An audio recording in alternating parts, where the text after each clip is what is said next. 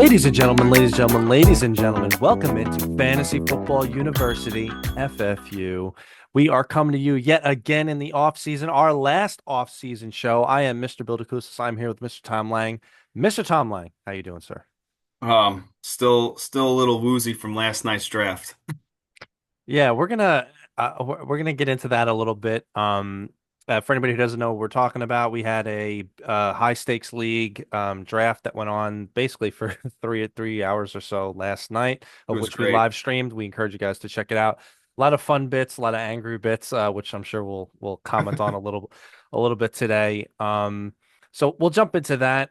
So this is our last show of the off season. Yep. And anybody listening on any of your podcasts, this will be the last episode of quote unquote season one.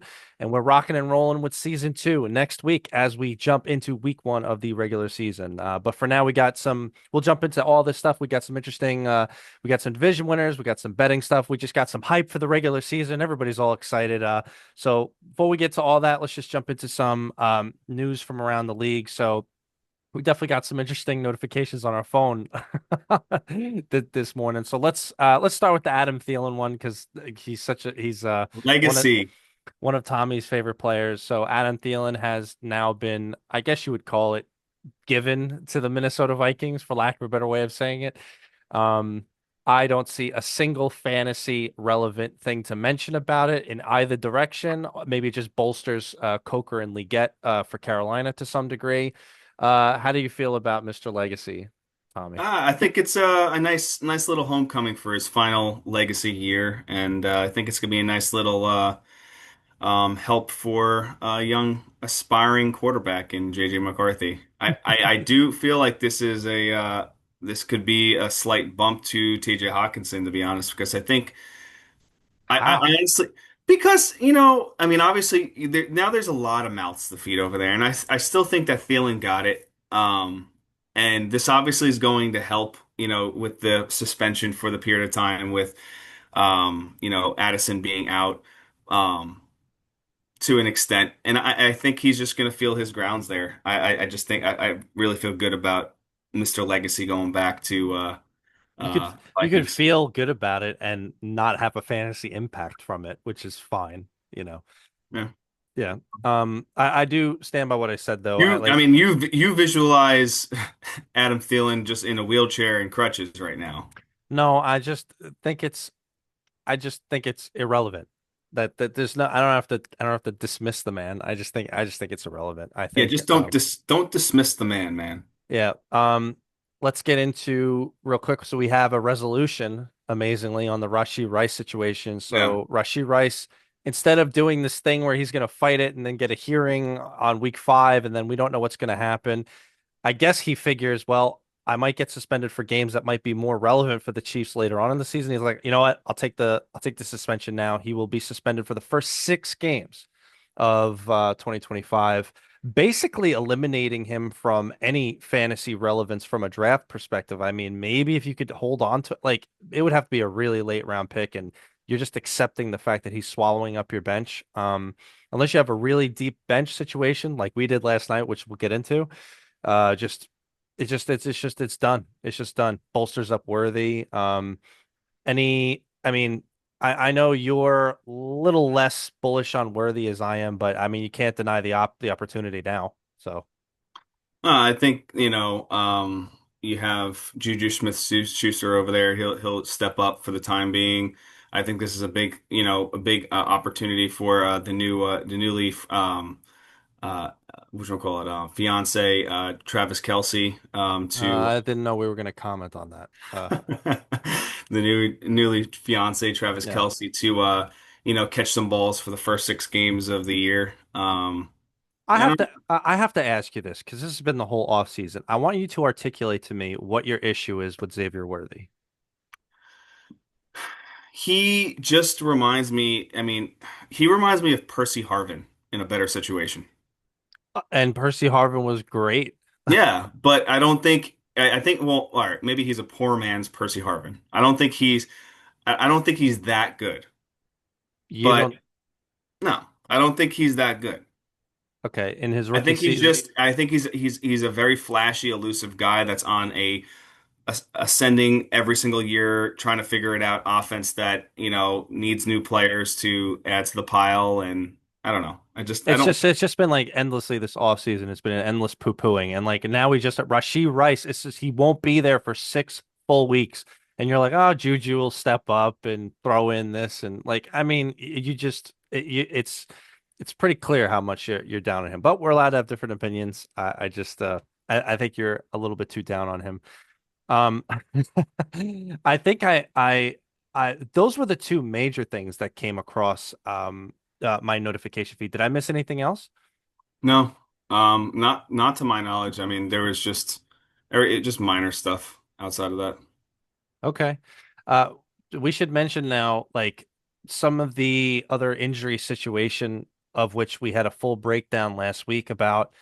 Now's a really good time for everybody, like you guys, to do a sit rep on all the guys that you think might have had a Q next to their name or you were considering drafting, whatever. Now's a really good time.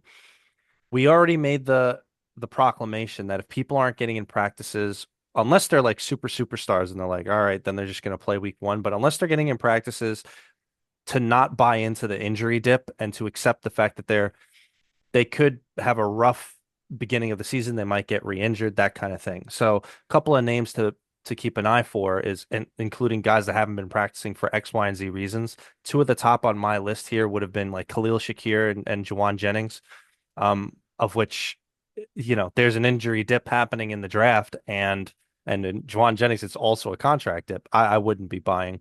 So Yeah. just something to beware about. All right, so before we jump into some fun stuff and some more hype, we want to talk about the draft last night a little bit. Yeah, let's talk about that draft a little bit. Somebody got a little bit more excited after finding the IR spot.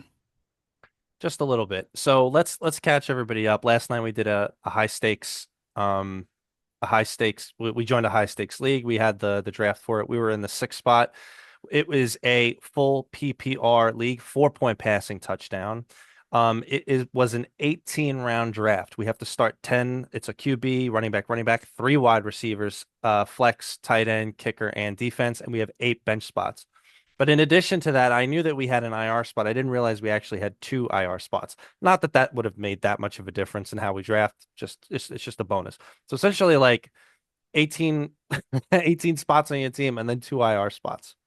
So let's take everybody through how the draft went for us in order. So first round, Saquon Barkley. Second round, Jonathan Taylor. Third round, Brock Bowers, DK Metcalf, DJ Moore, Jalen Waddle, Debo Samuel, Matt Golden, Joe Mixon, Dak Prescott, Jerome Ford, Wan'Dale Robinson, Jaden Higgins, Ollie Gordon, Mason Taylor, Will Shipley, the Commanders defense, and Evan McPherson as the kicker. So Yeah, the unfortunate Commanders defense, but it's all right. it's a perfectly fine. We were targeting the Arizona Cardinals, considering their matchup against the Saints. It's okay. We ended up with the Commanders. They're playing the Giants, so we're pretty happy about that. But throughout the draft, we were pretty happy in general. We were very, very happy with how it went. Some of the high points was so we did not we normally anybody who's been following us knows that we're never ones to take onesie positions early. In fact, we ardently argue against that for many mathematical reasons, yada yada yada. Mm. And it ended up that Brock Bowers, basically the number 1 tight end in football, fell all the way to the middle of the 3rd round. And at that point, since we were already like we weren't so happy per se with a lot of the wide receivers, like we made a decision. I would have been happy with Marvin Harrison there as well, but we made a decision, Brock Bowers or Marvin Harrison. We made an executive decision that we took Brock Bowers because of the value, and it ended up working out because we got 2 of our top, let's say, 15 wide receivers back to back that they both fell. We had DK Metcalf and DJ Moore in round 4 and 5. Yeah. So coming out of round 5, I would say Tommy and I were both extremely pleased. We had really nothing to I mean, I think we were extremely pleased until, we just started, taking a couple players well, that we're gonna we were in a slight disagreement with. so But it's okay now. it's a combination show. We're let's get to that now. So 5 rounds in, we had Saquon, who we didn't think we were gonna get. We had Saquon, Jonathan Taylor. We got kind of sniped with Chase Brown, but that's fine. So Saquon, Jonathan Taylor, Brock Bowers, DK Metcalf, and DJ Moore. Sixth round, here's where we start having some slight tips. So sixth round, we got a lot of the guys that we were interested in actually kind of went in the a couple like in that round before us, and I was very strongly for Jalen Waddle, who we took. Um, Tommy wanted to take Debo Samuel there, not knowing that he would fall to the next round, but it ended up that he did turn to the next round. So I got the upside of Jalen Waddle. Tommy ended up getting the Debo Samuel pick that he's been so high on. I So mean, you've also agreed with it as well too. yes, but not that. Not I would have wanted him one round You later, know, which is the what thing we with got. Jalen Waddle, though, that kind of came out of nowhere with the past like 7 days at least. So, Yes. he kind of, we've been talking about how high we are right now on Debo, but the Jalen Waddle kind of was just like, ooh, let's get him. There's so much upside, The and Devon A. Chan I thing do put it over the agree. I top. do agree with it. I do agree with it, but it was a little trigger from the beginning, which is fine. Obviously, I bought into it. You articulated your reasons why. We agree with it. We moved on to the next one. I got my Sure. player that I wanted, and then we have Well, this discussion. all right. So let's move it on. So by hook or by crook, 7 rounds in, Tommy and I were both happy. So we get to the eighth round. We had our eye on a couple different guys, all of which went before our pick. And so we kind of get right up to our pick. And in terms of what we were looking at, we're looking at taking shots. Matt Golden came up, and I had identified him as a shot. And what ended up happening is people could go back and watch. Um, some of the guys that Tommy had wanted, and I don't blame him, had gone. And so Tommy wasn't exactly, Tommy might have been not in the best position to counter with a particular option, etc. And in all honesty, the only other player Tommy had mentioned in round 8 was Joe Mixon, of which I poo-pooed. And so, against his wishes, Tommy capitulated and went with Matthew Golden. By the way, the only other player that I had even said in round 8 was either Bo Nix, who had fallen at that point, or Matt Golden. So we kind of capitulated each other. We went Matt Golden. Yeah, So and we did have and again, as everybody knows, our hero quarterback this year is definitely Dak Prescott. And only we because of where he's going. That's Yeah, and part of and the reason. we again we did in time get Dak Prescott which at the will value. which we'll get to. So we get through Mac, which we got. I just want to lay this story for people. So we got the Mac Golden pick, and so uh the next round comes around, and Tommy brings up Joe Mixon again. Now, by this point, I was amazed that Bo Nix was still there. So Tommy and I had a bit of an argument on the call about that. I still, whether or not we believe in it or what's going to happen with Joe Mixon, I still think the pick was Bo Nix there, considering how far he fell in a 4-point touchdown league. He's going to run more, and if not, still be close to you know what I mean? Like I feel better about Bo Nix than Dak Prescott, whatever. So we ended up going with Joe Mixon, which was a problem, which I kind of had an issue with. But we'll get to It was nearly a table flipping right. moment. Well, that's if you go back and watch, because I actually went back and watched our little draft thing. That wasn't the table flipping moment. The table flipping moment was I capitulated because I know you wanted him the round before. We did something similar with Debo, so he ended up getting the value, quote unquote, on Mixon. The next round comes around, and the pick right before us, Bo Nix went. I lost it because I felt like Joe Mixon Well, I was will tell you, going into the draft, I understand that Bo Nix is dropped in this specific draft. I just we there wasn't really too much of a conversation about us even thinking about taking him. And I understand that players drop and we that's what didn't happened expect with them to this one. fall. But, not just even expecting to fall, I just didn't foresee him as being on our roster because I did not believe in him this year. And for a onesie player like him, we need to put a player that we believe in unison. Like, because there's no reason there's no reason to take a player. And again, I do feel like he's going to have some sort of a sophomore slump this year. Not anything that's going to be super aggressive, but for the value where we lost in him, I think that we've gained so much value in Prescott's draft pick to overcome any type of feeling that you will have. And then also down the road at week 7, when Joe Mixon is 100% healthy after that bye week, you're going to be like, ooh, we got our guy. We got an Yeah, RB1 in our flex. yeah, this is me on record saying I don't think Joe Mixon will be I don't think he'll be that, but time will tell. Time will tell. You know, Time will say in a I'll I just say will. I have to say this in a vacuum, knowing nothing else about opportunity cost and nothing else, giving up a ninth round pick to take that shot, fine. So I don't have a problem with that in a vacuum. But knowing what we knew and the fact that we ended up with Dak Prescott instead of a Bo Nick, like if you told me that before the draft, I would have been like, sure, because we were aiming for Dak Prescott late round anyway.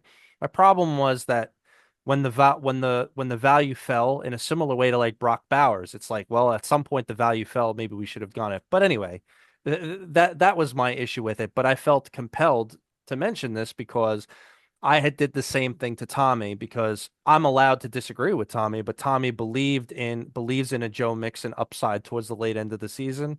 Tommy believes in a upside on this guy or that guy. It's a team effort. So Yeah. in the end, Well, I'm in the okay. end, the biggest thing, and I mean, Billy, if you actually can you pull up this the draft like so it shows our players so I can Sure, just kind of like go over this real quick.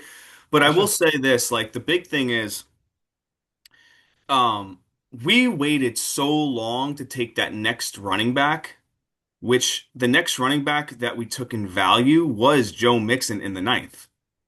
Uh, And That because I disagree with that, but it's and we had so much value in our early quarterback in our order early running backs that where especially in a full point PPR, we got so much depth at that wide receiver position that our flex play is not really an it's not a worry. Um, the biggest thing is, we're gonna have, especially, and this is what we've been preaching for, weeks now, through this podcast, is when you get a great baseline running back, and I believe we have probably the best 1-2 combo here when it comes down to Barkley at the sixth pick. And on the way back, we were able to get JT, Jonathan Taylor. I think I mean that that is solid. That is 100% solid. We didn't need to worry about running back and then take late round shots later, right? Um, we don't need and both, basically those players, and we don't really draft on buys, but as we're like going through this, we started looking at the buys.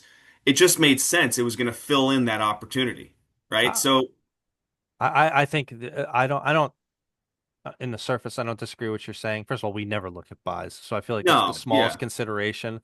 I think what happened was you got name captured by seeing Joe Mixon, superstar, quote unquote, running back, that falling that far. And to your point, that is the main point. It's not like we need him for a while. So if we're going for late round upside, he's correct. definitely in the category. Uh, I don't dis if Bo Nix Well, wasn't he was going to get taken that round or before we even had the opportunity to take him in the 10th anyway. But we I had position, I don't know. we know, well, you don't know that. But again, if you look back at the draft, we had to take our quarterback at that point. Right. So, Yeah. so Mixon would not have fallen to the 11th round. I think we could have got him in the 10th. My point, listen, notwithstanding, we don't have to spend forever on this. I'll just say to putting a button on this.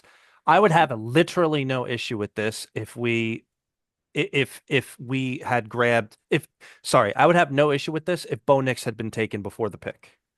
No issue. But because that value fell, that's why I had an issue with it. But in the end, we ended up with Dak in a value position, so I'm perfectly happy with it. Now, I bring this up because everybody could come see here. After that, Tommy and I are pretty much, I don't want to speak for you, but we're pretty much happy in general. We got some of the guys that we all wanted as late round Yeah, shots. We got I mean, there's one pick that you wanted, there's one pick that I wanted, right. shots like that. Got the Wandale, I got the Jaden There are Higgins. a lot of agreements with certain Right. things. there was getting to a point like where I was not 100% on taking Will Shipley as the handcuff because I found another value in the draft. But again, it's fine. We can potentially, because we have the IR spot, we could utilize some fab if needed. Um, Yeah, so let's Grab let's the catch player. let's catch everybody up on that. So anyway, by the way, everybody take a look. This was our team. So as I move us back here. So, what I wanted to mention is this particular league is actually a fab league. I know that's actually in the minority. Most people are using kind of like the old school ESPN thing, the waiver priority business. If everybody doesn't know, fab it stands for free agent bonus or free agent something. I forget exactly, but it means that you're allotted X amount for the year. Let's call it 100 units, and you have the freedom to spend those units throughout the weeks during the free agency period to kind of auction your way to get free agents that you want. It's a way of like not losing out if you're lower on the waiver priority, like free ESPN. So that's how we're doing ours. And as Tommy mentioned, we're going to be judicious about who we're trying to get. And it'll give you an idea of like how much we're willing to spend on things. So case in point, something else that Tommy mentioned. So we have the IR spots. So one of the things that made me feel better about the Joe Mixon thing, not completely, but one of the things that made me feel better is we just moved Joe Mixon into one of our IR spots. It gives us room to pick up somebody else, whether it's going to be another shot guy or whether we grab maybe another defense or maybe a thing like we have some more flexibility that way. So overall, I would say, Tommy, looking at a lot of the teams, I think some of the other teams and the competition that we have, I think again, nobody wins on paper, nobody wins at the draft. I would discount about 6 to 7 of the teams that looked a little ridiculous to me. Yeah. But there was definitely a few teams that I thought really put it together. Yeah, like cheat code. I didn't think his team was No, but late he was, particularly good. it just felt like, when we started talking about players and we were shooting for some of these guys, he just happened to be like, I think 4 rounds in a row, just taking the exact player we were talking about. No, I can understand. I actually thought it's amazing. It's usually the guys that so I thought franchise 10 was very good. So franchise 10, he got the late round Bo Nix. His running backs are J.K. Dobbins, Derrick Henry. He got a late round Chuba Hubbard. So he got some good value at running backs there. Wide receivers, he's got Nico and he's got Marvin and Terry McLaurin. And he got the late round shot on Dante Thornton. I mean, he's got a good team. I would say of all the other teams, I would be fearful of him the most. Again, on paper, but to be determined. You can win your draft, but that doesn't win your season. So there we go. Um, that's a little bit. Any more comments on our extravaganza last night or our No, draft or I anything? think I think overall, it was a great opportunity for us to, for our community, for them, everybody to see us do a live draft, how we communicate together, and work through difficult decisions sometimes on, value thoughts and players that we believe in, and some of us don't as believe in. So I thought it was a very good thing.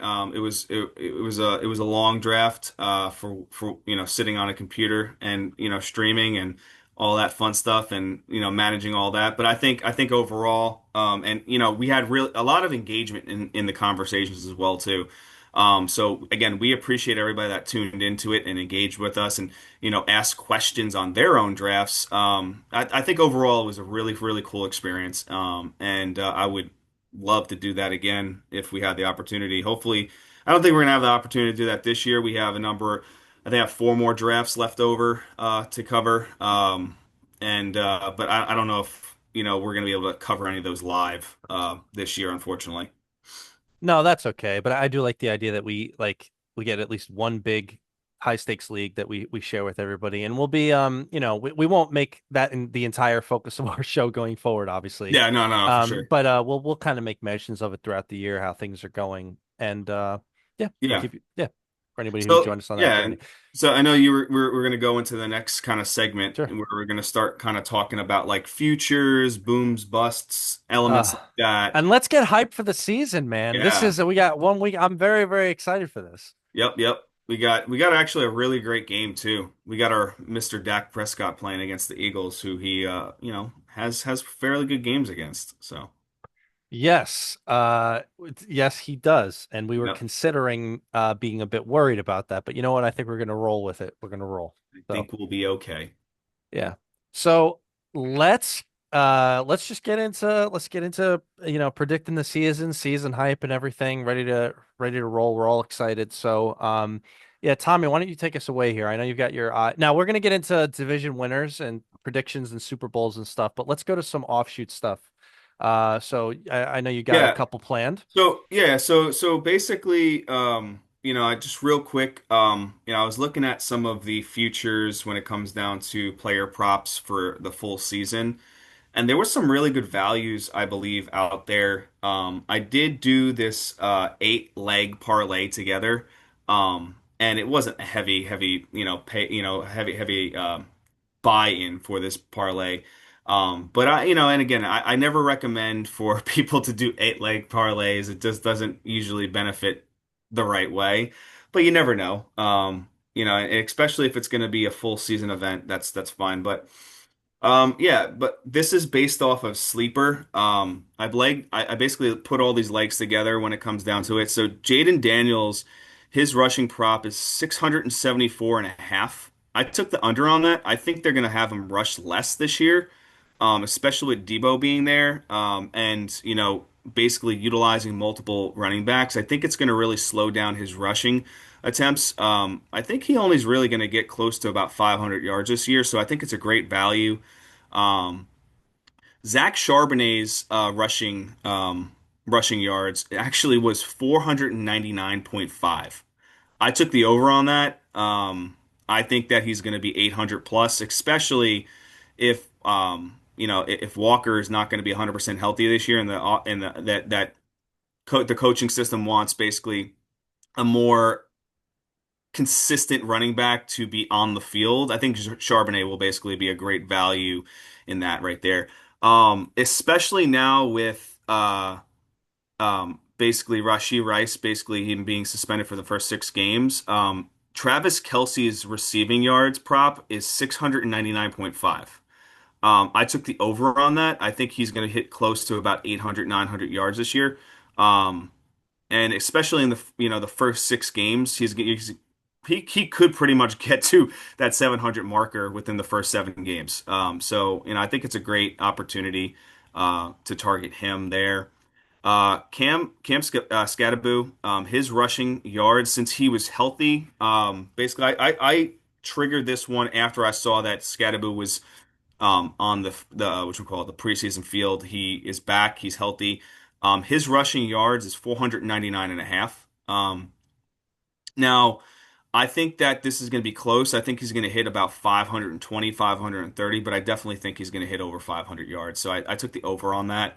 Omari and Hampton, they have his rushing prop at 849 and a half. I think he's going to break 1,000 yards with that offensive line. I think it's going to be very easily for him to hit that. Especially with Najee Harris, you don't know what kind of Najee Harris is going to be on that field.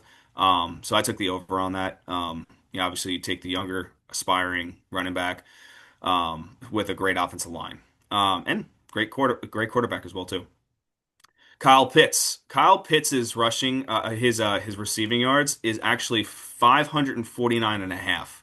Now his golf buddy Michael Penn 15 says that he wants to target him. That's his best friend now. So I think that it could be a 700 plus year receiving for him, especially if we're so high on him. I mean, he has to get close to 1,000 yards. No?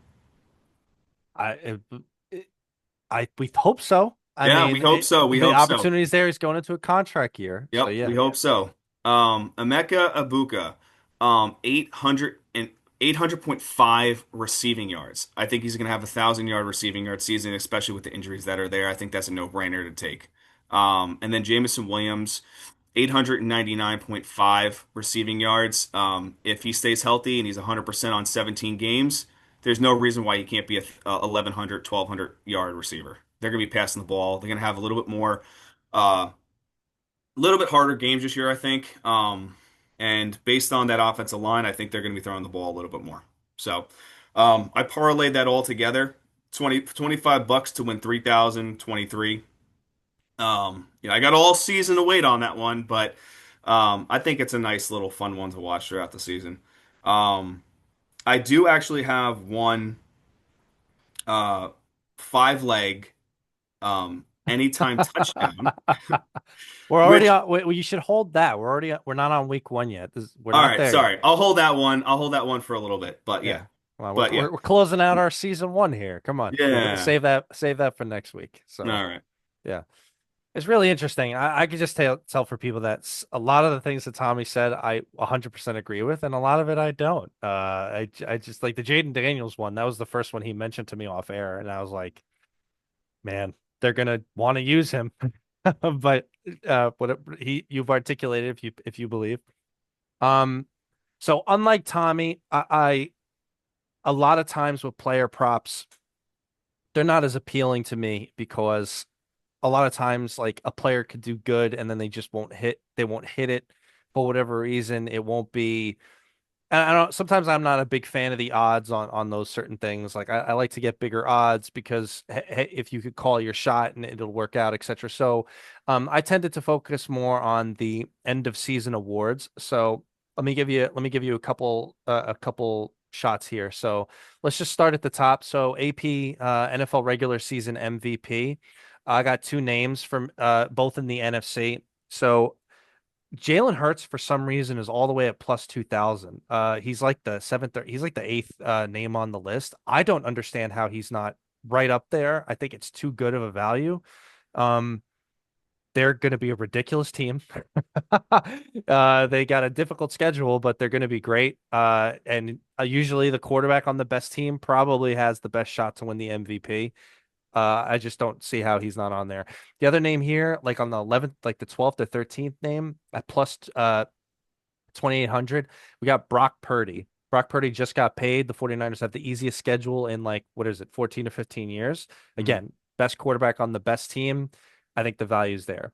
So that's NFL MVP. Offensive player of the year. I don't know how you don't take a shot on Bijan Robinson at plus 1,500. Uh, Again, I am purposely not picking the first couple names. I'm trying to give you guys value to like, hey, this guy will give you a bigger return. So, obviously I'm not saying Saquon at plus 600 because that's less than Bijan. So that Bijan, NFL defensive player of the year. This one's difficult. It's not like you could get a lot of value in there. It's the same four or five people that try to win every year. If it's me, though, I would be going the Nick Bosa route plus 1,100. He's like the fifth name on the list. Again, the 49ers are likely to have they're likely to have a really great season. NFL Offensive Rookie of the Year. I want to go against the grain here. I want to go hard against the grain. By far, the top two is Ashton Johnson and Cam Ward. Cam Ward, he's going to be playing the whole season. And I know we like him. He's a good kid. I think it's Cam Ward. I think he's going to have a difficult season. I would have the Rookie of the Year as Omarion Hampton.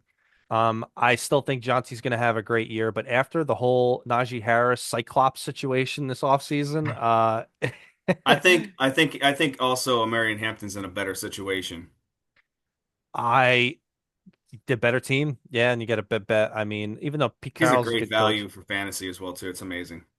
Yeah, plus 900 for Marion Hampton. Defensive Rookie of the Year. Listen, you could take your shot here. I would say probably the chalk is probably the best one. Abdul Carter, plus 185. Darth Let's not Vader right there. let's not overthink it. Sometimes you got to take chalk. NFL Comeback Player of the Year. I had to mention something about this, Tommy. It wasn't that long ago that the NFL Comeback Player of the Year was supposed to be for somebody who was like, horribly injured or something bad happened, right? Like not that they just had like a down year and then all of a sudden they came back and they're good. So like there's a lot of names on this list that's like I don't know how you're possibly on here. So I would say the best player on this list, probably speaking, I would go JJ McCarthy, considering he's like the fifth or sixth name. He's plus 900. and at least on Well, FanDuel. comeback player of the year. He hasn't even played a year, That's so the point. What did he come back? That's sort of my point. came Like back from he, winning the national championship I with Michigan. Yeah, so those are a lot of those are a lot of the season awards. Yeah, If I had to pick out like coach of the year, usually it's the team that you don't see coming out of nowhere, and then they're making the playoffs and they're doing great, and then they're making a splash or whatever. I'm gonna save that because that's gonna come when we talk about division winners. So we'll save that for when we get to that. So there we go. You want to jump to division winners? yeah. So, yeah, I got my division winners all lined up. I actually this is one that I like parlaying together. So I did do this one. There is going to be another parlay. I will manipulate one team from the AFC South, to take over since Mr. Daniel Jones is there in the front. All right, But so that'll be all right. good. So my AFC East winner is the Buffalo Bills. And the AFC North Shocked. winner is the Ravens. AFC South in this parlay is the Jacksonville Jaguars. I think they're going to have a nice back. I think they're going to come back to life. I think it's gonna be a really good season for them. Especially we'll be at that game against the Jets in December, which my son will be with us. He's going to be 2 years old. It's going to be his nice little Yeah. get together with the guys. All set to Um, watch two teams that are not in the playoffs play each oh, other. at least one of them will be. AFC West, you got the Chargers. I took the Ugh. Chargers. Yep. Ugh. We'll get to Chargers that. over KC. Um, the AFC, NFC East winner is the Eagles. NFC North is the Lions. NFC South is the Buccaneers. And the NFC West is the 49ers. So you did. You took a lot of chalk, except for I would say the AFC West and the AFC South. Yeah. So all right. So for me, then this is I definitely want to get your opinion. So I'm gonna skip to I'm gonna AFC East. We're in agreement. The Bills are winning that. We've said it before. We think the Bills might have the division by Halloween. Depends on how things go. If I just want to say something about the East. This is anti-chalk. I think the Dolphins finish last in this division. Not the Jets. And I would say maybe the Jets and the Pats battle it out for number two, trying to get to eight, maybe seven and something, whatever. Uh, AFC North, we're in agreement. The Ravens are winning that division. I don't, and I think the Steelers are going to be very relevant. I know a lot of people who hate Aaron Rodgers don't. We're going to skip the AFC South. We're going to skip the AFC South.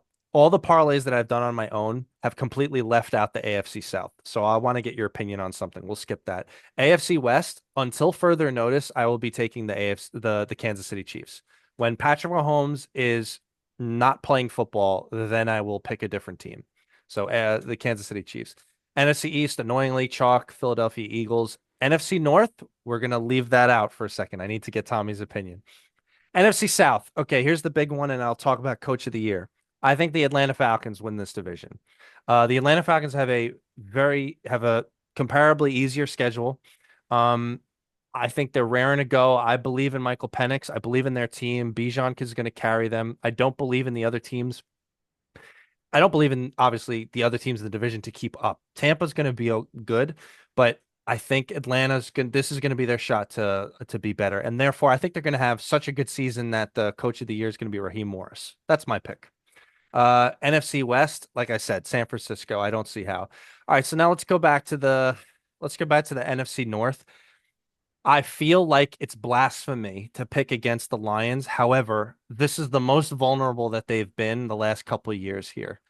So I don't want to pick them, although it's so hard not to. So I just want to I'm gonna pick somebody now, but I want everybody to hear what I'm saying. If I'm doing parlays and if I'm combining parlays, I would leave the NFC North out of it. So that having been said, if I had to pick, excuse me, if I had to pick a division winner, it would be Green Bay.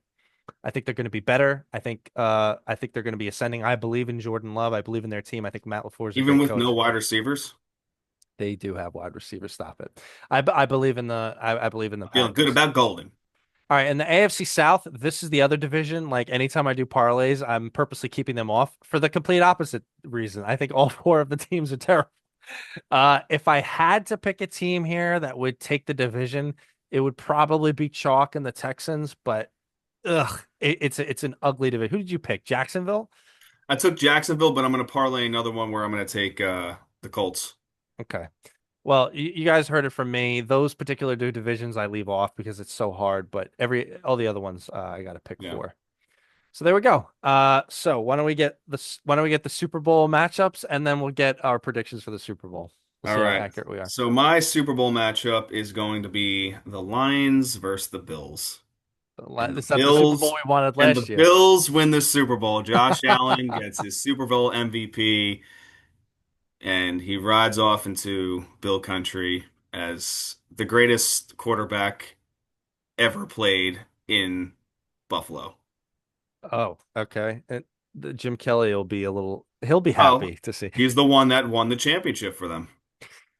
Yeah. To me, the NFC, I'm going to tell you right now, the NFC Championship is San Francisco versus Philadelphia, and in my opinion, and wherever it is that that game is played, I'll take the home team. So as of right now, I'll take San Where is that Francisco. game played? As of right now, I'll take San Francisco in the Super Bowl representing the NFC. The AFC, I have to assume that the Chiefs are going to be in the AFC Championship game again until further notice. I would probably take the Chiefs against the Bills. I might give the Bills just for the sake of the edge this time. So I'll take the Bills against the 49ers and I would take the Bills in the Super Bowl. So amazingly, that's why I was like laughing because I can't believe we both have to take the same Super Bowl pick. Ugh, You know what? I think for me it's the colors because the Giants and the Bills have the same colors. yeah, I it's respect the Bills. You know what? We've beat the Bills in the Super Bowl once before. yeah, you personally, yeah. Yeah, we in the 80s. It's weird that They, we they don't have different deserve they picks. deserve their win. It's weird that we don't have different picks though, but I think this is the Bills year. I think this is it. I mean, I think by week like 6 or 7, we should reevaluate this and see if we still agree with what we're saying right now. I think I will be because I Well, think, but we'll see. we'll find out. By the way, we should catch everybody up. We do have a few bets outstanding. We should make see if we want to make any more bets. So let me count them all down for everybody. So Well, uh do you want to do this with the breakouts? We could basically, I have four breakouts, one per position, sure. and one bust. Unfortunately, with my bust, I couldn't find a tight end where I can say, oh, this guy's gonna bust. You know, Oh, I can. So we'll do one for each position and yeah. yeah, so go for it. So you So breakouts. breakout, we're in agreement. Dak Prescott is in. He's due for his breakout this year. You'll just put it this way. So since 2019, he was the number 2 quarterback finishing. 2020, he played 5 games. He was out. 2021, he played all 16 games. He was the number 8 quarterback. 2022, he was hurt midway through the season. 2023, he played the entire season. He was number 3. 2024, he was hurt. So if we're following the trend here, he's due for a top 5 seat finish. And he should stay healthy because he has never had back-to-back years where he didn't play a full he got Iron hurt back-to-back years. So ironclad logic here. This I is think that we, obviously took our shot with Dak. I think he's due for a tremendous, tremendous year. okay. I would say if I had to pick a quarterback not named Dak, I'll pick the other one that we've both been identifying. I'll say Justin Fields. Again, from a fantasy perspective, especially in non 6 point passing touchdown leagues. So 4 point, I just think the opportunity for him as a running quarterback in which he's, unless something untoward happens, he's going to be playing the whole season. He's going to be running a lot. They got a good defense to hopefully keep themselves in games. It's going to be relevant stuff, and he's got two really good targets to throw it to: Caleb Williams and the rookie Mason Taylor. Late round quarterback shot, Justin Fields. Running back for me, I think, breakout is basically kind of like the comeback player of the year. The year prior in 2023, he had a finish of number 3. Last year, this player got hurt. He did play 15 games, but he played hurt. He only had 150 attempts when it comes down to his rushing attempts, 52 targets. Travis Etienne. Travis Etienne, I believe, is a fantastic ad, especially with his where he's falling at ADP. I think he's going to have a tremendous year. He not talking about RB1 numbers, but he will finish in the RB2 category for me. Interesting. Well, in terms of a breakout, this is gonna be a weird answer. So with the Brian Robinson move, considering where they're going, I want to go against the grain that the entire fantasy community seems to be on JCM's bandwagon. I'm not. I am firmly a believer that the biggest beneficiary is the one that's being forgotten about, the tried and true Austin Eckler. Considering where he's going, it's just a gigantic value for a guy that is the lead back on a great offense. It is what it is. Sometimes people just get too motion captured by by preseason games. It was like one half of one game, and then everybody's like, JCM's the greatest back ever. So no, Austin Eckler, he's my breakout. All right. My breakout for wide receiver. You're gonna love this, Mister 6.9 pick who should have been in our draft. Calvin Ridley. Um, Calvin Ridley. I believe based on last year. So the following year in Jacksonville, he was number 18th finishing. Last year he was number 28th in a really bad situation. He was boomer bust.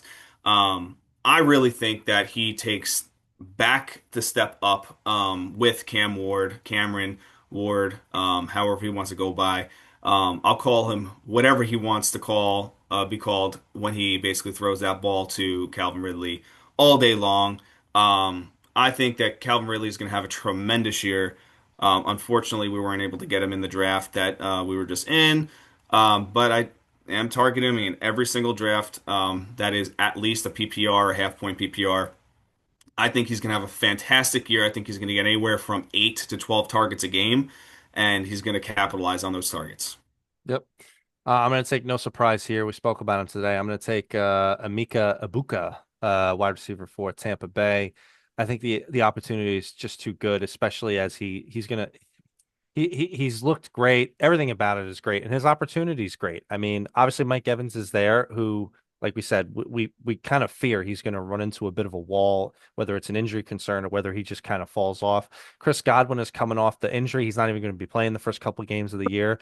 And poor Jalen McMillan, he had that horrible injury in the start. So not only do they need him on a team that throws a lot, he's super talented. It's a perfect combination of the perfect storm of everything working together on top of his draft cost. Somebody reached on him in our league, in the league we were just in, but eighth round, sign me up, Miko Abuka. Um, yeah, and my final breakout. This falls back in line with Dallas. This guy Jake Ferguson. He was a tremendous. He had a really nice year. Kind of like bumping in his sophomore season. When basically he stepped up to be the tight end one on that offense. Um, and he played all 17 games that year. Last year he finished number 9. Last year, 2024, Dak was talking very high praises on him. He only played 14 games last year. There was a lot of injuries in that offense, a lot of changes happening with coaching and all that fun stuff at Jerry's World. And I do think that this is a fantastic opportunity for Jake Ferguson to bounce back, especially with bringing George Pickens in to that offense. I think it's going to be a great opportunity for him to score a couple more touchdowns than he was projected last year. Right now, he's so underappreciated when it comes down to his ADP. I think he is a fantastic. If you're punting the tight end position, he is a fantastic ad late in drafts when needed, when you have to fill that roster role. And again, I could talk about Mason Taylor. We love Mason. We love us some Mason Taylor. I think he's a fantastic ad as well too. And it wouldn't hurt to basically double up on tight end if you want to take shots right late in the draft. So Jake Ferguson, and then obviously Mason Taylor. As I just stated. Yeah, and I know we spoke about Kyle Pitts a little earlier today, but I want to highlight Dalton Kincaid. So, um, we we're not going to hide our love for the Bills. I mean, we both just picked them to win the Super Bowl. So we got the Khalil Shakir situation where he's coming into the season with a high ankle sprain. You have an unproven guy who did not have the best year in Keon Coleman. You have a plethora of kind of journeyman wide receivers backing up there. Curtis Samuel, Josh Palmer. None of them are moving the needle on a team in which, Josh Allen is he's this, he's got his running situation, he's got his barreling into people situation, his dump offs, his run, like in last year where James Cook swallowed up so many touchdowns. I think there's regression coming for touchdowns to go to the rest of the team. And for Dalton Kincaid, a guy who was drafted as high as he was, there is so much opportunity for him to take over alpha receiver, receiving tight end role, big body guy for Josh Allen to throw him the ball. The news out of camp has been good. He's not going to get, usurped by Dawson Knox or anything like that. I think considering where he's going and stuff in drafts, the vet with a huge amount of upside. I think this is the year for him, Dalton Kincaid. Go over our busts. I got some bold bust Okay. predictions here. My first one, we were talking about him a little bit earlier from the draft. I am not high on Bo Nix in his sophomore year. Ugh. And again, these can backfire 100% on me. But I will say I'm not high on Bo Nix. I don't think that I think he's gonna have a little bit of a sophomore slump. There's going to be some controversies as he's the quarterback of the future for the Denver Broncos. He's going to do enough to make Sutton relevant and to make the rest of that offense relevant. I just don't think it's going to be something where they can actually say, "All right, well, we're 100% on board with Bo Nix." Personally, I feel right now he's going quarterback number 7, ADP wise. On our board, he was around that as well too, with some compromise. I personally felt that Dak Prescott should be ahead of Bo Nix. I understand that Bo Nix got some wheels. He does make some rushing attempts and this and that, but I do believe that it may be a slight step back this year. He's not going to lose his job. I just don't think the value is there when it comes down to his quarterback play for fantasy football this Yeah, year. so I'm not going to spend any time disagreeing. So my hopefully my disagreement with that is fully noted. Fully noted. In terms of bus picks, so I basically want to call out a bus pick for I don't want to create a general issue here, but I'm basically going to say the high end quarterbacks, depending on where you take them. So Josh Allen, I guess by definition, can't bust, and Lamar Jackson, I guess by definition, can't bust. But if you're taking them at the top of the second, your opportunity cost is so horrendously bad that therefore they're busting for your team. So I'm just going to say, personally speaking, that uh, by the definition of what we're saying, I'm going to call them bust because they're not going put it this way, quarterbacks are worth it at that spot if they are 2018 Patrick Mahomes. That's sort of the point where you're throwing 50 touchdowns and 4,500 yards, that kind of thing, which is not going to that's a once in a generation type of performance. That's Tom Brady from 2007, Peyton Manning from 2013, that kind of thing.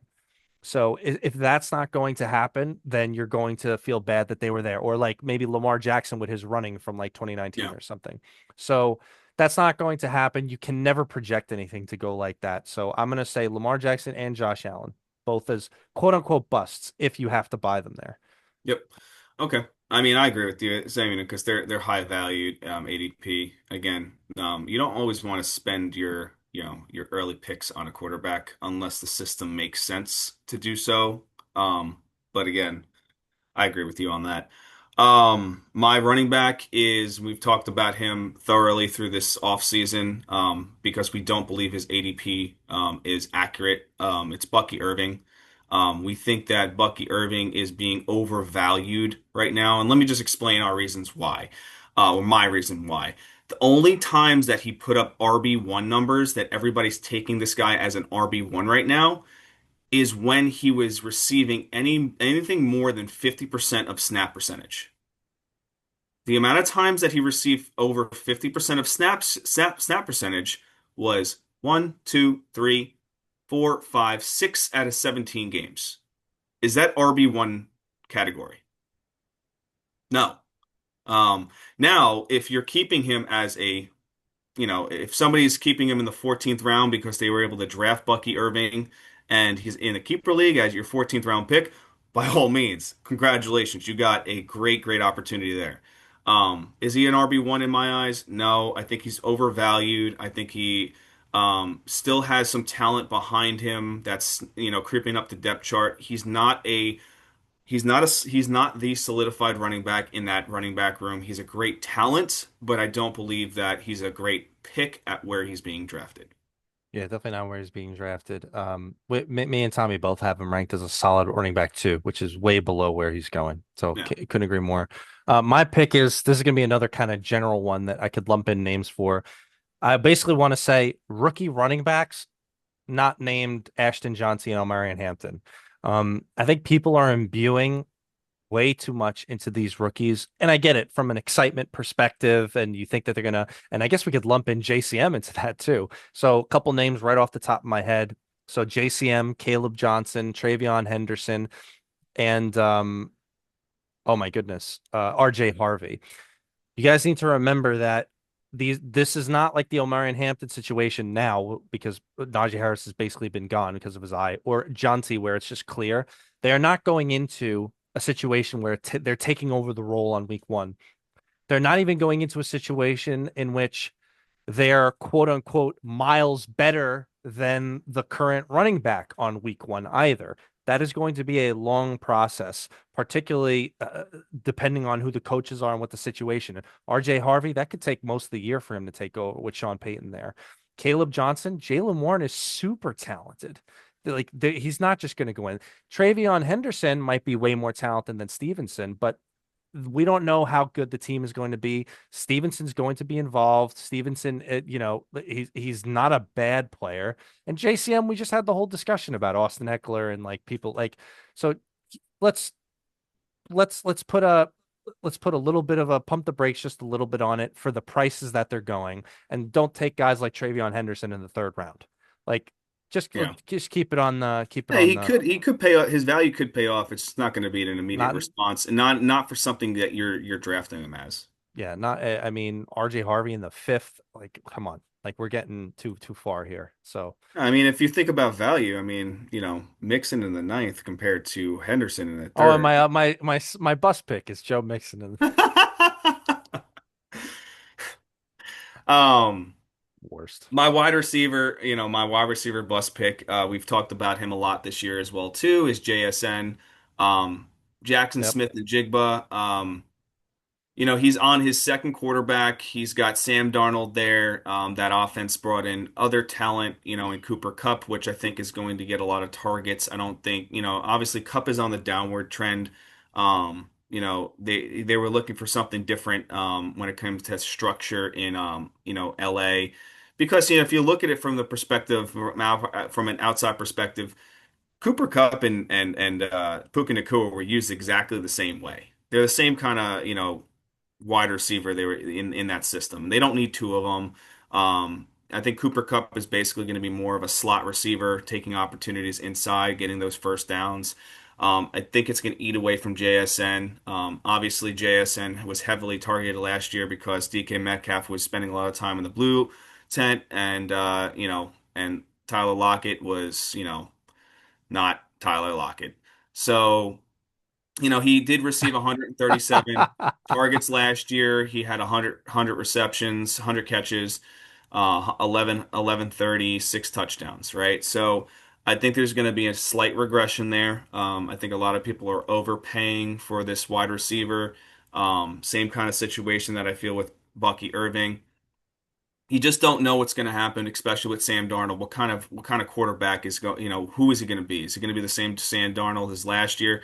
I'm not 100% sure. I think he's going to be good enough, but I don't think he's going to be good enough to keep a value for JSN because there are other talents around there. I mean, you know, to at least 3 or 4 of those targets are going to go to MVS, and they're going to be 90-yard touchdown targets. But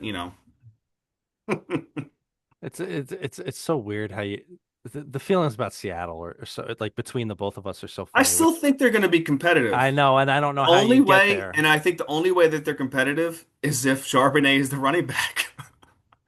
Let me give you my bus pick. So this one. Uh, so we agree on the JSN. I think Tommy may or may not agree with me on this. I forget what your opinion was. I'm going to pick Terry McLaurin here. So if Terry McLaurin is like a solid wide receiver two for you, fine, I guess. But my opinion is based on what happened last year. You guys got to remember he played every single game last year, barely broke 1,000 yards. He's been dying and dying to get the bag all offseason. Finally gets it. He was most of his points came from touchdowns last year in a new team in which we believe in Debo, which there's lots of targets. It's going to be Jaden Daniels running a lot. Like unless there's got to be some kind of touchdown regression here, and he's going really like at a spot where people were worried for a while because he wasn't playing. Now that he got it, his ADP shot up the board. I think it's much more in line with low end wide receiver two, high end wide receiver three. If you're getting him as a wide receiver one, he's a big bust pick. Yeah. I know I said I didn't have a tight end, but I will talk about this tight end. Oh, I I don't, do. yeah. My tight end is Tucker Kraft. Again, this is not like a big, bold prediction kind of guy because he is a streaming tight end. Late round shot. I Yeah, mean, but you know what? I feel like come. there's better late round shot players that can actually fill a role as an opportunity to week in week out start.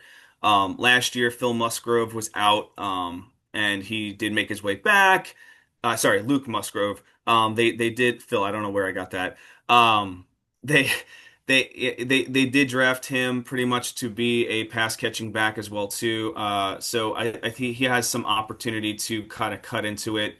Again, they don't have a wide receiver one unless Matthew Golden decides to be that wide receiver one because we know that Jaden Reed is not a wide receiver one on that offense, nor is Romeo Dobbs, nor is Christian Watson, who's on IR, nor is, so just like we could talk about like who is going to step up. Can Josh Jacobs catch everything? He probably could. Who knows? But I just think that Tucker Kraft is somebody that I'm going to stay far away from this year. Yeah, but again, it's not like it costs Stay you that. away. It's not like it costs you that much to begin with. My bust pick here, I'm going to pick Sam Laporta. Uh, Considering where he's going in drafts, and I got it. Like we were imbuing a lot to him 2 years ago. It was a tight end one. It's just considering the price, you just wait on tight end. It's a onesie position. You don't need to give a fourth or a fifth round pick for him in an offense where there's a lot of mouths to feed. Uh, Good offense. Maybe there's going to be a little bit of regression. It's just the price is too high. Bust pick Sam Laporta. That's it. Sorry. I mean, Yeah. he is technically going the seventh, eighth round, but No, I don't. That's not the ADP I have. I mean, he's going fourth or fifth, so full PPR. Anyway, uh, so do we want to talk about some of the bets between us that we've had that we have coming into the season here? yeah, Ricky Pearsall is still going to win that bet. So, Yeah. So here we go. We've got first bet now. We've decided to make these ice bath bets. So ice bath bets for five and minutes, yeah, we should. Did we say 5 minutes? 5 minutes for each one, or do we want to do how do we want to do this? No, should be five. You know what? Five Let's do minutes this. each. No. Let's do 2.5 minute increments for every single loss. Okay. So And first. say if I win, say if we have five bets and I win four out of five, you have to do, your Fine. 10 minutes. All right, first bet. We have Ricky Pearsall versus George Kittle in fantasy points. I'm on the side of George Kittle having more fantasy points. Tommy's on the side of Ricky Pearsall. I'm feeling good right Yeah. now. Okay, the next one. Some of these I don't even know how you made. The next one is Seahawks 8.5 games. I have that they will win less than 8.5 games. You will have that they win more than 8.5 games. Okay. Yep. Their current over under in wins is like 7.5 or seven or something. So then we have a fun. Then we have a fun one. We have Matt Stafford versus Aaron Rodgers in fantasy points. Which, uh, if Stafford gets injured, I mean, then it goes against what we're saying. But Tommy's on the Rodgers side.